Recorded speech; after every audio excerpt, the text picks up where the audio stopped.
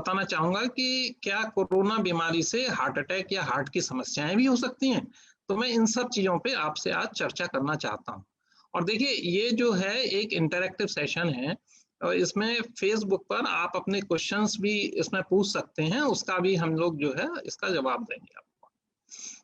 देखिए, जहां तक इस बीमारी का हार्ट पेशेंट से संबंध है, ये बीमारी है तो उतनी ही कॉमन जितनी कि और किसी और पेशेंट्स को, किसी और व्यक्ति को हो सकती है। लेकिन सबसे बड़ी प्रॉब्लम क्या है कि अगर ये हार्ट पेशेंट को हो जाती है तो उनके अंदर ये बीमारी ज्यादा सीवियर होती है और उसमें कॉम्प्लिकेशन होने के भी चांसेस बहुत ज्यादा होते हैं और उनकी मृत्यु दर भी ज्यादा होती है। ऐसा क्यों है? ऐसा देखिए इसलिए है क्योंकि काफी सारे पेशेंट्स की इसमें एज ज्यादा होती है, हार्ट पेशेंट जो होते हैं। और दूसरा, काफी सारे पेशेंट्स हैं, एटलीस्ट 30 to 50% पेशेंट्स हैं जिनको कि डायबिटीज या ब्लड प्रेशर की शिकायत होती है हार्ट की बीमारी के साथ साथ। और काफी सारे पेशेंट्स के अंदर लिवर की भी समस्या, सॉरी, इसकी लंग्स उनके और किडनी भी वीक होती हैं। तो ये सारी चीजें मिला करके इम्यून सिस्टम को, इम्यूनिटी को कम कर देती हैं, पुअर कर देती हैं। तो उनकी जो फाइटिंग पावर है इस बीमारी से, कोरोना इन्फेक्शन से, वो थोड़ा सा कम हो जाती है। तो उनके अंदर ये बीमारी सीवियर होती है और फिर कॉम्प्लिकेशन की रेट ज्यादा होते हैं। अब देखिए, इसमें अगर आपको इसका बचाव कैसे करना है, हार्ट पेशेंट को बचाव कैसे करना है, तो देखिए जो यूनिवर्सल प्रिकॉशन है, जो कि सभी लोग कहते हैं कि 2 गज की दूरी, मास्क है जरूरी, ये तो आपको ध्यान रखना ही है। अपने हाथों को सैनिटाइज करके ही रहना है बार बार। और आपको जो है, जो अपना फेस है उस पे, क्योंकि इसकी एंट्री देखिए माउथ से और जो नेजल कैविटी के थ्रू, नेजल कैविटी से होती है, तो उस एरिया को आपको टच नहीं करना है। आंखों को, नाक को, मुंह को टच नहीं करना है, क्योंकि यही पोर्ट ऑफ एंट्री है वायरस का। और देखिए, जो क्राउडेड स्पेसेस हैं, गैदरिंग है, इनको आपको अवॉइड करना है। और एक सबसे इंपॉर्टेंट चीज होती है कि हार्ट पेशेंट को घर से बाहर बहुत जरूरी हो तभी निकलें, अदरवाइज न निकलें। क्योंकि ये आजकल सुना जा रहा है कि ये एयरबॉर्न भी है बीमारी। तो अगर आप बाहर निकलें तो पूरी प्रिकॉशन के साथ निकलें और कोशिश करें कि न निकलना पड़े। और क्या खास चीजें हैं जो कि हार्ट पेशेंट को ही ध्यान रखना है? देखिए, उसमें ये है कि आप अपनी दवाओं का ध्यान रखें, दवाएं कोई भी बंद न करें। क्योंकि काफी सारे पेशेंट्स हैं जिनको कि ब्लड प्रेशर है, हार्ट फेलियर है, अगर आप इनकी दवाओं को बंद करेंगे तो आपकी दिक्कतें एकदम बढ़ सकती हैं। बहुत सारे पेशेंट्स होते हैं जो कि पोस्ट एंजियोप्लास्टी पेशेंट्स होते हैं, जिनके स्टेंट्स लगे हुए हैं, कुछ जो कि हार्ट के वाल्व जिनके बदले होते हैं। ये पेशेंट ना ब्लड थिनर पे होते हैं। अगर आप ये दवाएं बंद करेंगे तो आपको एक्यूट प्रॉब्लम्स हो सकती हैं, आपकी कंडीशन एकदम डिटोरेट कर सकती है। इसलिए अपनी हार्ट की मेडिसिन को बंद नहीं करना है। और साथ साथ शुगर जिनको है वो भी अपनी शुगर की मेडिसिन को बंद न करें।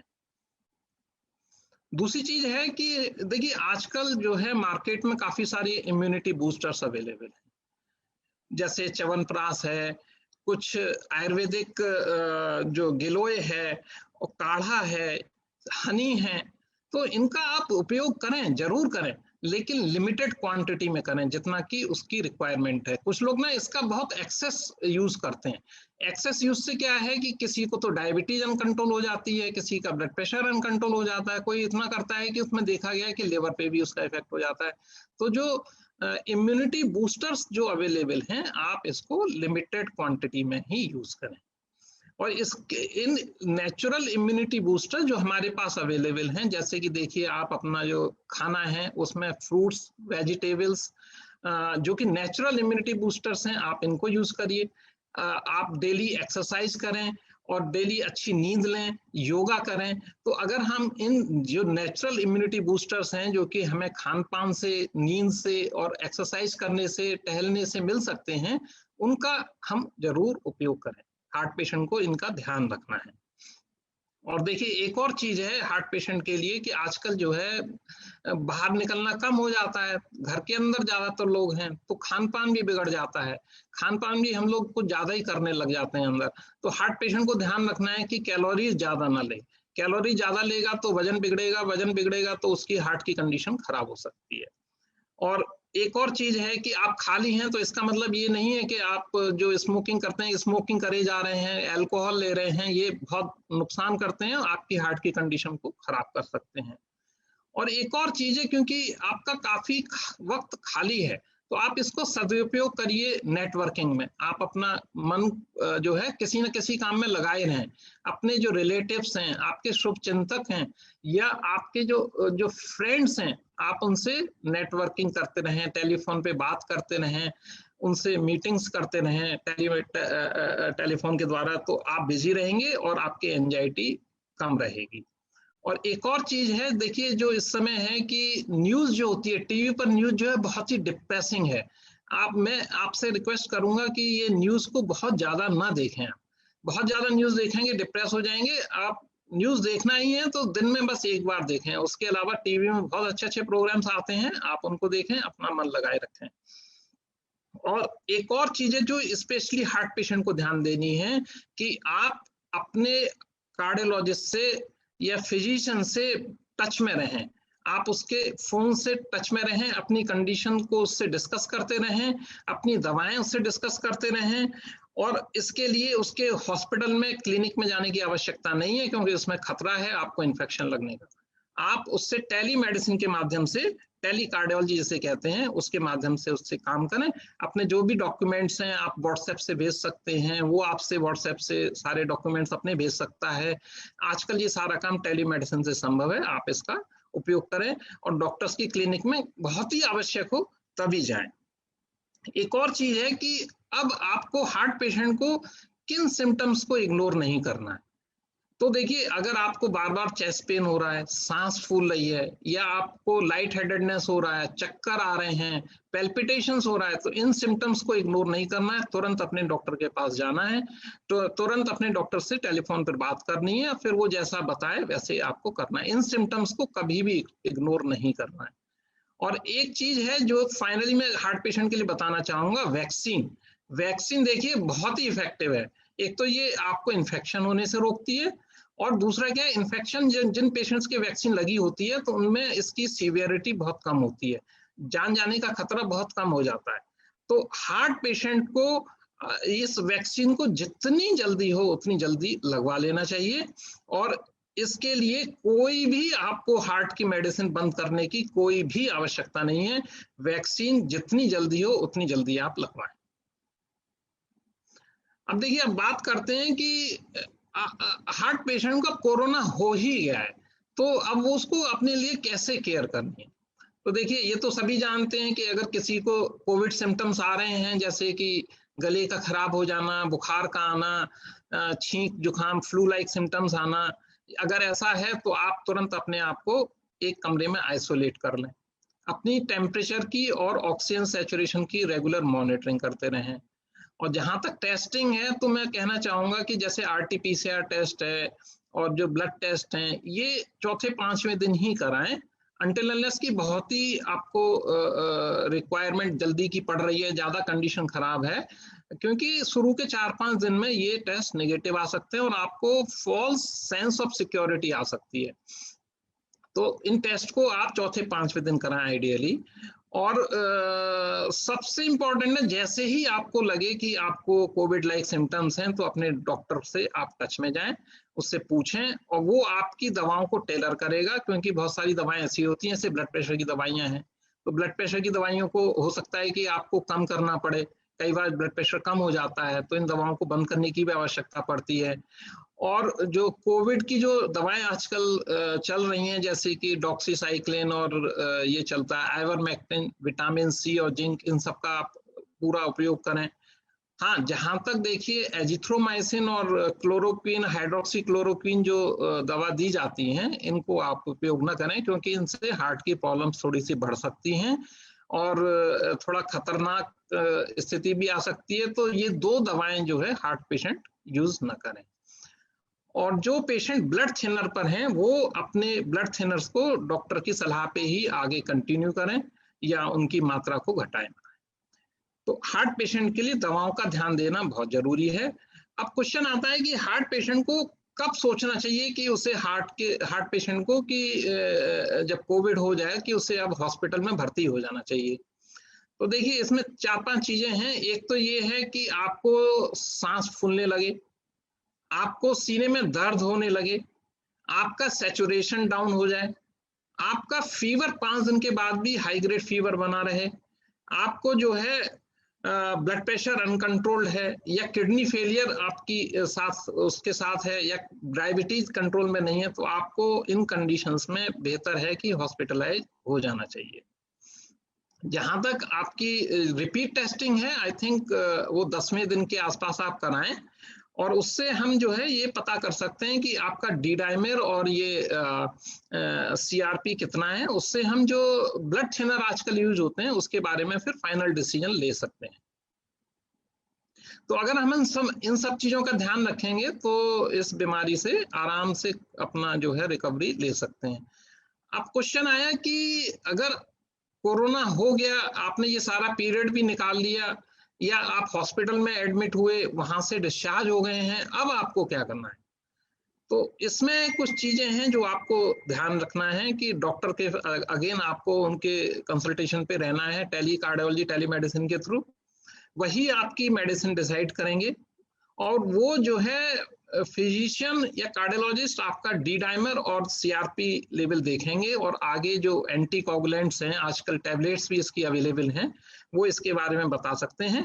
क्योंकि ये एक खतरा है कि ब्लड क्लॉट्स की एक दिक्कत रहती है, उससे काफी कॉम्प्लिकेशन हो सकते हैं।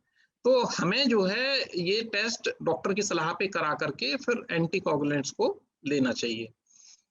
और जहां तक जो पेशेंट्स पोस्ट एंजियोप्लास्टी या वाल रिप्लेसमेंट वाले पेशेंट्स हैं, वो भी अपना ये टेस्ट करा करके ब्लड थिनर्स के बारे में डॉक्टर से राय लेकर के रिकवरी पीरियड में उनको कम ज्यादा कर सकते हैं। क्योंकि बहुत सारे क्या होती हैं दवाएं जो इसमें यूज होती हैं कोविड के ट्रीटमेंट में, वो दवाएं जो हैं उन दवाओं से इंटरेक्ट करती हैं, तो उसके कुछ दवाएं उसके इफेक्ट को बढ़ा देती हैं ब्लड थिनर्स के, कुछ उसके इफेक्ट्स को कम कर देती हैं। तो हमें ये जो दवाएं हैं उनकी मात्रा को डॉक्टर की सलाह से रेगुलेट करना ही होगा कोविड की रिकवरी पीरियड में। और जहां तक एक्सरसाइज है, मैं बताना चाहूंगा कि एक्सरसाइज देखिए आपको शुरू के 2 हफ्ते में रिकवरी में तो न करें, थोड़ा टहलें बस। उसके बाद आप ग्रेजुअली एक्सरसाइज जो है स्टार्ट करें, क्योंकि बॉडी में ऑलरेडी काफी कमजोरी होती है और काफी स्ट्रेस होता है। तो शुरू के 2 हफ्ते जो रिकवरी का पीरियड है उसमें एक्सरसाइज जो है बहुत हैवी ना करें, और धीरे धीरे इसको आप बढ़ा सकते हैं। और जहां तक खाने का सवाल है, खाना आप लाइट लें, जिसमें कि आप फ्रूट्स, वेजिटेबल्स और जो प्रोटीन वाली जो चीजें हैं इनका थोड़ा सा उपयोग ज्यादा करें, और फूड का मात्रा बार बार थोड़ी थोड़ी क्वांटिटी में अपना लेते रहें। और अपना जो ब्लड प्रेशर है और शुगर है इसकी भी मॉनिटरिंग करें, और इसको जो है कंट्रोल में रखें। और जहां तक रिकवरी पीरियड में कुछ पेशेंट्स हैं जिनको कि वैक्सीन की या तो सेकंड शॉट लगनी है, या उन्होंने वैक्सीन ली ही नहीं है, उनको क्या करना है? तो देखिए ऐसा है कि जब आपका रिकवरी टोटल हो जाए, मींस जब आप 10 दिन पूरे हो जाए, फीवर आपका कंट्रोल हो जाए, उसके एटलीस्ट 2 से 4 हफ्ते बाद आपको ये वैक्सीन लगवा लेनी चाहिए, चाहे सेकेंड डोज हो, चाहे आपको अपनी फर्स्ट डोज स्टार्ट करनी है। तो वैक्सीन आपको हर हालत में लेनी है। उसका ये ना सोचें अब मेरे को कोरोना हो गया, अब मेरे को इस वैक्सीन की जरूरत नहीं है, वैक्सीन की जरूरत आपको है। अब फाइनली मैं बात करना चाहूंगा कि भाई क्या कोरोना हार्ट पे भी असर करता है? हाँ, ये बात बिल्कुल सही है कि कोरोना भी हार्ट को असर करता है, और ये ज्ञान डायरेक्टली भी जो वायरस है ये डायरेक्टली भी वहां पर जाके चिपक जाता है। हार्ट की जो मसल्स हैं, हार्ट की आर्टरीज हैं, इवन पूरी बॉडी की जो वेसल्स हैं, धमनियां हैं, उनमें ये एंटर कर जाता है, और उसकी वजह से वहां पर जो है इन्फेक्शन होने से देखिए हार्ट की मसल्स वीक हो सकती हैं, और आर्टरीज के अंदर जो है सूजन आ सकती है, और जो फैट के डिपॉजिट्स जो होते हैं हार्ट की आर्टरीज में वो कई बार रप्चर होकर के हार्ट अटैक हो सकता है। और एक और चीज होती है कि जो खून है काफी चिपचिपा होता है जो इसमें कोरोना पेशेंट का, तो वो जो है क्लॉट्स बनने की उसमें काफी टेंडेंसी होती है। तो वो जो क्लॉट्स हैं वो कई बार जो है आपके लंग्स में भी जा सकते हैं, हार्ट में भी जा सकते हैं, ब्रेन में भी जा सकते हैं। अगर देखिए वो लंग में जाएंगे तो लंग का अटैक करेंगे, मींस लंग के अंदर जो है क्लॉट जाएगा, तो उसका जो आर्टरी है टोटल बंद हो जाएगी, तो एकदम पेशेंट सिक हो जाता है, सडनली प्रेशर के पेशेंट के जो सैचुरेशन है सडनली ड्रॉप कर जाते हैं। ऐसे ही अगर जब हार्ट में जाता है तो हार्ट अटैक कर देता है, ऐसे ही ब्रेन में जाता है तो ब्रेन में अटैक करके वो पैरालिसिस कर देता है। और एक और चीज है कि जो इसमें जो इन्फेक्शन होता है ये 8वें-10वें दिन से इन्फेक्शन में जब जो इन्फ्लेमेशन होता है तो वहां पे ना कुछ केमिकल्स बॉडी के अंदर बनते हैं, और ये केमिकल्स जो है इसे हम कहते हैं साइटोकाइन स्टॉर्म। ये एकदम तेजी से पूरी बॉडी में जाते हैं, हर ऑर्गन को अफेक्ट करते हैं और उनका डैमेज कर देते हैं, चाहे वो हार्ट हो, किडनी हो, चाहे वो ब्रेन हो, ये उनको जाकर के अफेक्ट करते हैं और ये जो है इस तरह से हार्ट को अपनी गिरफ्त में ले सकते हैं। और जो जहां तक आजकल सुनने में आ रहा है कि हार्ट की जो पल्स है, पल्स रेट को ये बढ़ा भी सकता है और कम भी कर देता है, तो ये भी एक प्रॉब्लम है जो देखी जा रही है कि कोई पेशेंट्स कहते हैं रिकवरी पीरियड में कि उनकी हार्ट रेट 100 के ऊपर है, 120 है, और कई पेशेंट्स में ना हार्ट ब्लॉक भी हो जाते हैं, उनका जो जहां से इलेक्ट्रिसिटी डेवलप करती है वो एरिया अफेक्ट हो जाता है, सिक्स साइनस सिंड्रोम इसे कहते हैं, उनके पल्स रेट डाउन हो जाती है। तो ये सब चीजें कॉमन तो नहीं है लेकिन हाँ देखने में आ रही हैं। तो जो हार्ट पेशेंट्स हैं उनको भी जो है ये जो है कोरोना की बीमारी होने से हार्ट के ऊपर भी असर आ सकता है और आपकी कंडीशन और बिगड़ सकती है। तो ये जो मैंने जो भी चीजें बताई हैं कि भाई हार्ट पेशेंट को किस तरह से ध्यान देना चाहिए और उसको कोरोना होने पे क्या सावधानी करनी चाहिए, और कोरोना हो जाए तो उससे रिकवरी में किस तरह से अपना ध्यान रखना है, किस तरह से अपनी दवाओं को रेगुलेट करना है, अगर हम इन सब चीज़ों का ध्यान रखेंगे तो हम आसानी से इस बीमारी से काबू में ला सकते हैं। अगर कोई क्वेश्चंस हैं मैं उसको देखना चाहूँगा।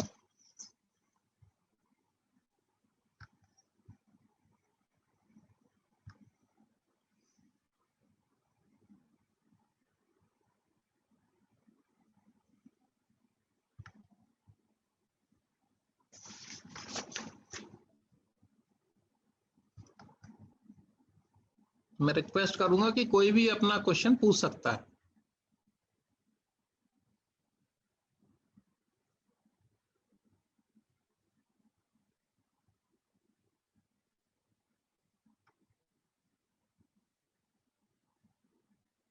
देखिए एक इसमें है ये कुलकर्णी साहब हैं, ये पूछ रहे हैं कि what should be the gap between 2 doses of vaccine.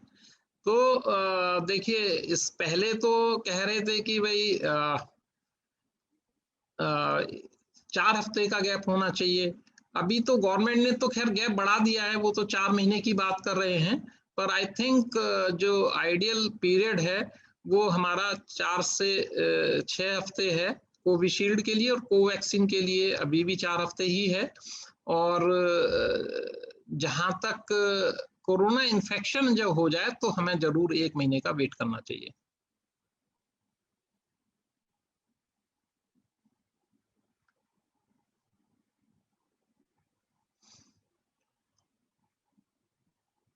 How many days month dabigatran should be taken post discharge. हाँ ये बहुत ही अच्छा क्वेश्चन है, पर्टिनेंट है कि देखिए जो पेशेंट्स हैं कोरोना से जब रिकवरी होती है तो उसमें डी डाइमर लेवल जो है उन पेशेंट्स का काफी हाई होता है।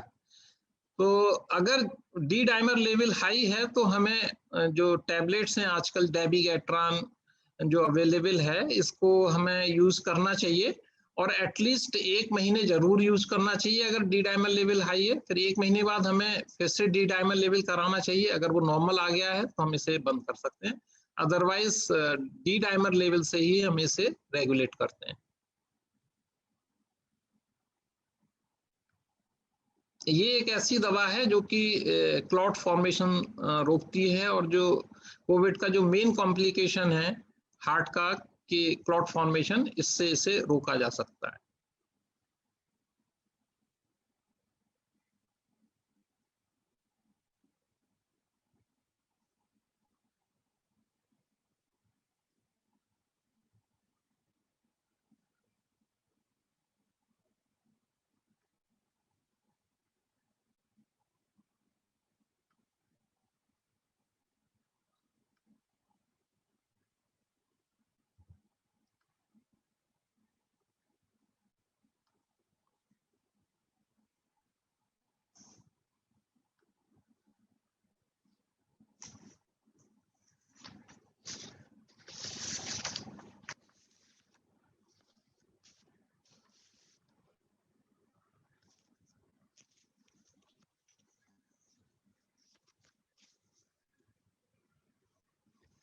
देखिए एक और क्वेश्चन है, वो है कि any special precaution for diabetic patient.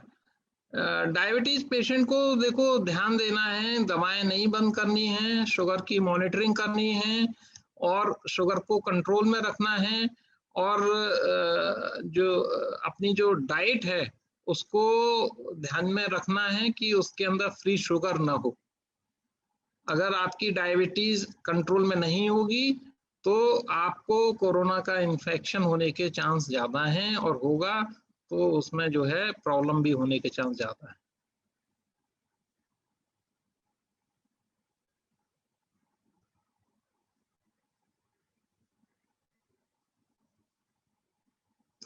देखिए एक क्वेश्चन है कि क्या थर्ड वेव जो है आएगी आएगी तो क्या बच्चों को अफेक्ट करेगी? देखिए जितना मेरी जानकारी है उसके हिसाब से थर्ड वेव आएगी जरूर, क्योंकि देखिए इस समय यूएस और जो यूरोप है उसमें भी थर्ड वेव चल रही है। और वहां पर क्योंकि जो देखिए वैक्सीनेशन जो दिया गया प्रायोरिटाइज करके वो दिया गया है, जो पेशेंट जो कि उम्र दराज हैं या जिनको कोमॉर्बिडिटीज है। और अभी गवर्नमेंट ने देखिए 18 to 45 वाला भी ओपन किया हुआ है। तो अभी जब ये सभी लोग वैक्सीनेट हो जाएंगे, बच्चों की वैक्सीनेशन नहीं हुई होगी तो वही रिस्क पे ज्यादा रहेंगे। तो थर्ड वेव आएगी जरूर, क्योंकि ये और भी जगह आई हुई है तो इंडिया में भी पक्का आएगी। और इसमें बच्चे क्योंकि वो वैक्सीनेटेड नहीं होंगे इसलिए उन पर इफेक्ट ज्यादा आएगा।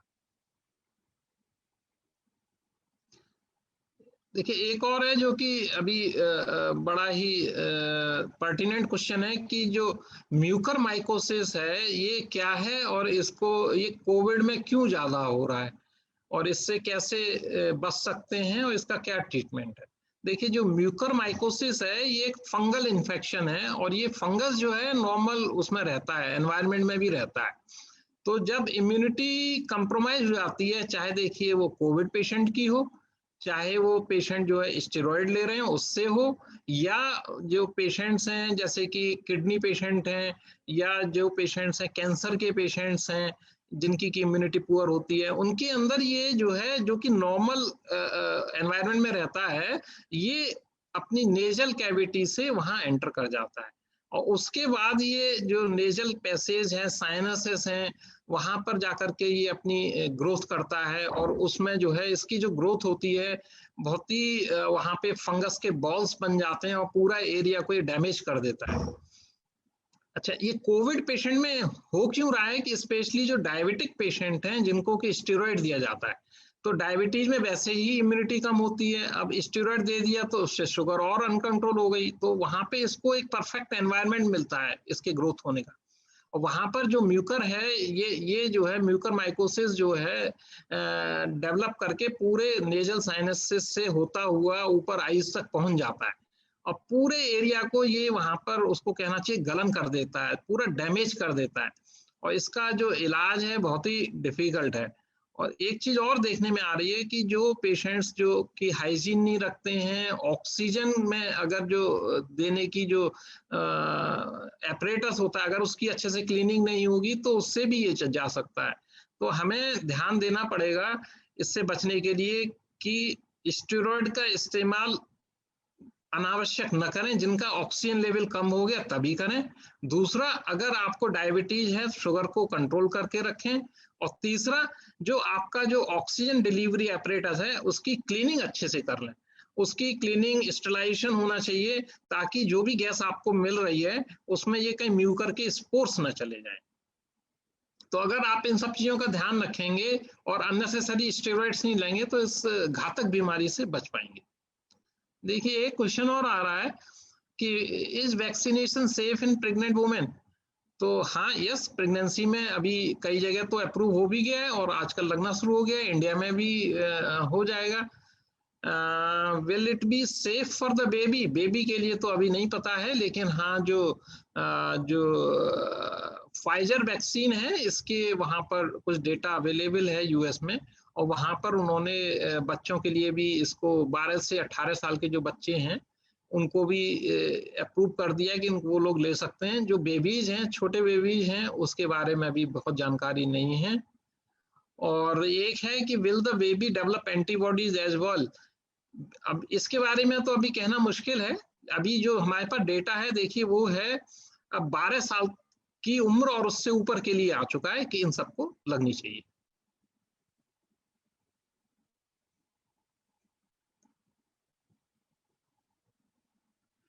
देखिए एक और क्वेश्चन आ रहा है कि इस समय कई सारी वैक्सीन इंडिया में अवेलेबल हैं, जैसे कि स्पुतनिक, कोवैक्सीन, कोविशील्ड। तो इसमें से which of the three are most effective? तो देखिए जहां तक अब वो डेटा कुछ भी हो कि कौन सी वैक्सीन इफेक्टिव है या कौन सी कम इफेक्टिव है, मेरा मानना ये है कि तीनों ही वैक्सीन ये इफेक्टिव हैं, और जिसको जो वैक्सीन जब भी अवेलेबल हो जाए उसको लगवा लेनी चाहिए। अब थोड़ा बहुत एफिकेसी में थोड़ा बहुत ऊपर नीचे हो सकता है, लेकिन इन वैक्सीन में ज्यादा अंतर है नहीं।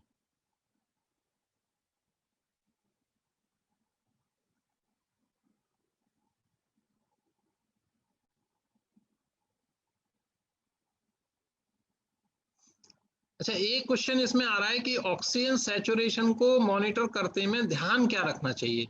तो देखिए ये भी एक इम्पॉर्टेंट चीज है, क्योंकि जो ऑक्सीमीटर हैं जो कि फिंगर में लगाए जाते हैं, तो कई बार इसमें जो है अननेसेसरी अलार्मिंग सिचुएशन क्रिएट हो जाती है कि अगर आप सही से नहीं लगाए हुए हैं और उसमें ऑक्सीजन लेवल कम आ रहा है तो अननेसेसरी पैनिक हो सकता है। तो आपको इसकी विधि पता होना चाहिए कि इसकी कैसे सैचुरेशन का जो मॉनिटर है इसको कैसे लगाना है। तो देखिए इसमें दो पार्ट होते हैं, एक में जिसमें कि आपकी रीडिंग आती है, और एक जगह जहां पर इसमें अंदर की तरफ रेड लाइट होती है। तो जो रेड लाइट वाला हिस्सा है वो आपको अपने जो फिंगर पल्प है उस तरफ रखना है। और एक चीज का ध्यान रखना है कि स्पेशली लेडीज में, कि जिस फिंगर में आप देखें उसमें जो है वो नेल पॉलिश ना लगी हो, क्योंकि कई बार ऐसा पता चला है कि अचानक आता है खबर कि सैचुरेशन डाउन हो गया है, बाद में पता चलता है कि उस हाथ में तो उस नेल में तो नेल पॉलिश लगी हुई थी, इसलिए उसमें सैचुरेशन सही नहीं आ रहा था। तो आप ये ध्यान रखें उसमें नेल की कंडीशन सही हो, नेल पॉलिश ना लगी हो, और जो लाइट है उसकी रेड लाइट है वो पल्प की तरफ हो, और आपका जो हाथ है वो बिल्कुल स्टेशनरी रहना चाहिए, उस वक्त हाथ नहीं हिले। और एक और फाइनल चीज जो आपको ध्यान देना है, उसमें पल्स जो एक उसका अंदर ग्राफ भी आता है, अगर ग्राफ आपका यूनिफॉर्म आ रहा है तब आप समझें कि ये आपकी सैचुरेशन सही दे रहा है, क्योंकि जब वो सही से सेंस नहीं करेगा तो वो ग्राफ भी सही नहीं देगा। तो इससे आप जो है देखिए इसको लगाने का तरीका उचित ही होना चाहिए, अननेसेसरी नहीं पैनिक क्रिएट हो सकता है। एक और क्वेश्चन आया है कि it is been spoken about second and third wave, how many waves shall we expect? Very good question. देखिए इसमें ऐसा है कि ये डिपेंड करेगा वैक्सीनेशन पे कि आपकी पॉपुलेशन कितनी वैक्सीनेट हो गई। अब देखिए अगर जैसे यूएस ने कहते हैं कि अपनी हाफ पॉपुलेशन वैक्सीनेट कर दी है, तो वहां पर एक थर्ड वेव आएगी, उसके आगे शायद एक वेव और आए, इससे ज्यादा नहीं आएगी, क्योंकि वहां वैक्सीनेशन पूरा हो गया है। अब जैसे इजराइल है वहां पे लगभग पूरी पॉपुलेशन होगी, तो वहां भी आगे की वेव आने के चांसेस कम हो गए हैं। लेकिन इंडिया में तो देखिए वैक्सीनेशन अभी इतनी सारी पॉपुलेशन को करना है, तो इंडिया में हो सकता है कि तीसरी वेव तो पक्की है, मेरे को लगता है वैक्सीनेशन नहीं होगा तो चौथी भी आएगी, पांचवी भी आएगी, छठवीं भी आएगी। अगर वैक्सीनेशन हम कर लेंगे पूरी पॉपुलेशन का एटलीस्ट 70-80% का, तो ये वेव आनी खत्म हो जाएंगी। एक और क्वेश्चन आ रहा है वो है कि Israel and now USA has announced that no mask is required for vaccinated people. How much safe would it be? तो देखिए ये भी वही चीज है कि आप में वहां पर इन्फेक्शन का रेट कितना है।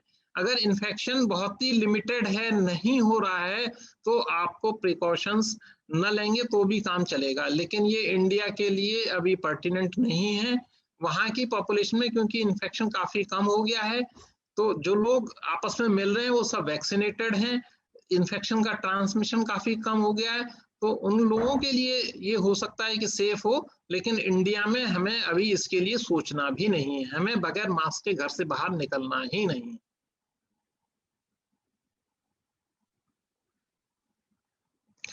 एक और इसमें क्वेश्चन आ रहा है कि with the new variant it is not getting detected through RT-PCR in some cases.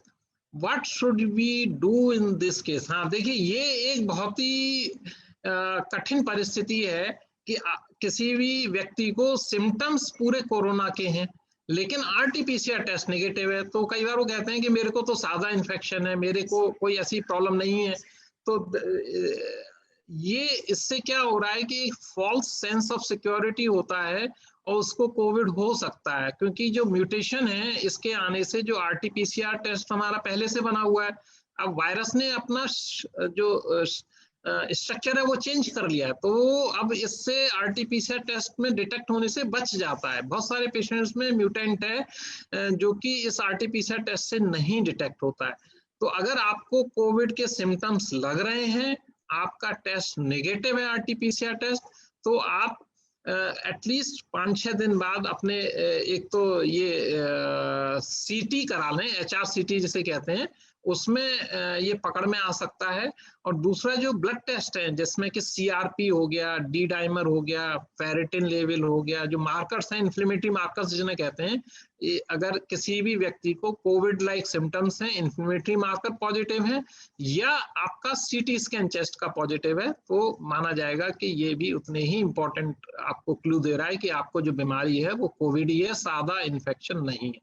और एक और चीज मान के चलिए, आज की डेट में इंडिया में अगर किसी को भी कोई भी फीवर हो रहा है, सबसे पहले वो सोचे कि कोविड ही हो रहा है।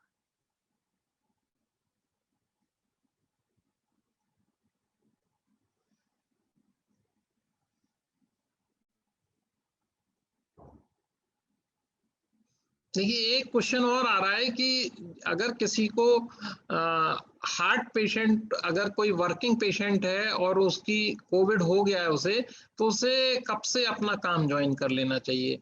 तो देखिए जो हार्ट पेशेंट हैं, अगर उसको कोविड हो गया है और कोविड से रिकवरी पूरी हो गई है और उसके जो कोई उसको अगर कमजोरी वगैरह भी नहीं महसूस हो रही है, अपनी सारी पहले अपना डेली एक्टिविटीज कर सकता है, तो आई थिंक कोविड का टोटल जो पीरियड है हम लोग 2 वीक्स मानते हैं।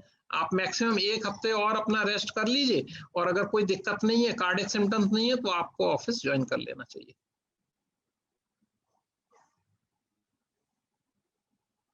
देखिए एक और इसमें क्वेश्चन आया है कि patients are having cardiac arrest during recovery phase, what could be the reason and how to avoid this? Yes, ये बांके बिहारी अग्रवाल जी हैं, उन्होंने ये क्वेश्चन पूछा है। तो देखिए ऐसा है कि जो कार्डियक अरेस्ट है रिकवरी फेज में, कोरोना से रिकवरी फेज में क्यों होगा?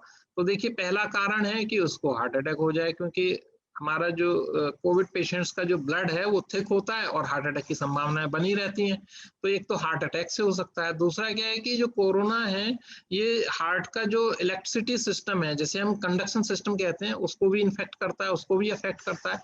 तो उसमें हो सकता है कि जो हार्ट की जो पल्स है वो गड़बड़ाई हो, या तो एकदम फास्ट हो गई जैसे हम वेंट्रिकुलर टैकीकार्डिया कहते हैं, एट्रियल टैकीकार्डिया कहते हैं, या उसको हार्ट ब्लॉक हो जाए, उससे भी कार्डियक अरेस्ट हो सकता है। तीसरा क्या है कि जो क्लॉट्स बनते हैं वो कई बार जो है लंग में जाते हैं, उसको कहते हैं पल्मोनरी थ्रोम्बोएम्बोलिक, या इसको अगर समझा जाए तो लंग का अटैक है, जिसमें कि सडनली पेशेंट को सांस फूलती है और उसका सैचुरेशन डिप होता है और कार्डियक अरेस्ट हो जाता है। तो ऐसे केसेस में देखिए आपको CPR है, जिसे हम ABC कहते हैं, एयरवे और सर्कुलेशन, ब्रीदिंग, ये जो तीनों चीजें होती हैं, CPR करना है पेशेंट का और तुरंत जो है उसको हॉस्पिटल लेके जाना है, फिर वहां पर उसका ट्रीटमेंट किया जाएगा। नेक्स्ट क्वेश्चन आ रहा है कि patient in heart failure vaccinated with both doses, if other family people are not vaccinated and are covid positive, what should be the heart failure patient do isolate? जब देखिए ऐसा है, जो क्वेश्चन जो मेरे को समझ में आया वो ये है कि जो पेशेंट है वो हार्ट फेलियर भी है और उससे दोनों डोज वैक्सीन की लगी हुई हैं और उसको कोविड नहीं है, लेकिन और फैमिली मेंबर को कोविड हो गया है, तो उसको क्या करना है? देखिए वही प्रिकॉशन लेनी है कि उसको खुद को जो है उन लोगों से अलग रखना है और ये ना सोचे कि वो वैक्सीनेटेड है तो वो उनके पास जा सकता है और उनके केयर कर सकता है, उसको फिर भी उनसे अलग ही रहना पड़ेगा। सारी प्रिकॉशन जो मैंने आपको बताई थी वो सब लेनी पड़ेंगी। और घर के अंदर जो है, जो पेशेंट्स जिनको जो कि और जिनको कि कोविड हो गया है वो मास्क पहने और आप भी मास्क पहने और सारी यूनिवर्सल प्रिकॉशन से लें, उन लोगों को आइसोलेट कर दें और अपने आप को भी उनसे उनके पास न जाएं। और ये ना सोचें आप वैक्सीनेटेड हैं तो आप इनकी केयर कर सकते हो। ये सबसे इंपॉर्टेंट चीज है कि वैक्सीन लगने के बाद ऐसा नहीं है कि आपको इन्फेक्शन नहीं हो सकता, इन्फेक्शन हो सकता है। देखिए एक और क्वेश्चन आ रहा है, lot of patients are complaining about anxiety and depression during pandemic, how to cope up with it. ये बहुत ही इंपॉर्टेंट है और सबसे ज्यादा इस पर हम लोगों के पास आजकल क्वेरीज आती हैं। तो देखिए क्या है कि एंजाइटी तो बट नेचुरल है, क्योंकि ये इतनी लाइफ थ्रेटनिंग प्रॉब्लम है, स्पेशली हार्ट पेशेंट्स को इतना प्रॉब्लम कर रही है, कई पेशेंट्स की डेथ भी हो जा गई है। तो वो बहुत ही सभी लोग एंजाइटी में रहते हैं। अगर फैमिली में किसी को भी कोविड हो जाए या किसी की डेथ हो जाए तो समझिए कि एंजाइटी तो उसको बहुत ज्यादा होती है और डिप्रेशन भी हो जाता है। तो देखिए इससे बचने के कई सारी चीजें हैं। एक तो ये है कि आप खाली न बैठें, अपना मन जरूर लगाए रखें, चाहे आप म्यूजिक सुने, चाहे आप टीवी के चैनल्स पे या कोई भी जो आजकल नेटफ्लिक्स और ये जो भी इसमें मूवीज अवेलेबल हैं, ये अपना टाइम जरूर उसमें एंगेज करके रखें। और दूसरा क्या है कि जो सोशल नेटवर्किंग है, जो आपके रिलेटिव्स हैं, आपके फ्रेंड्स हैं, शुभचिंतक हैं, उनसे टेलीफोन से, जूम से आप कनेक्ट होते रखें। और आजकल ना जूम पे काफी सारी एक्टिविटीज चलती हैं, लोग आपस में एक्टिविटीज करते हैं, कोई कुकिंग कंपटीशन करता है, कोई तंबोला कंपटीशन होता है, ये सारी चीजें होती हैं। तो अपने आप को इन सब चीजों में लगाए रखें और जो न्यूज जो होती है उसको ज्यादा ना सुने, अदरवाइज आप एंजाइटी और डिप्रेशन दोनों में ही हो जाएंगे।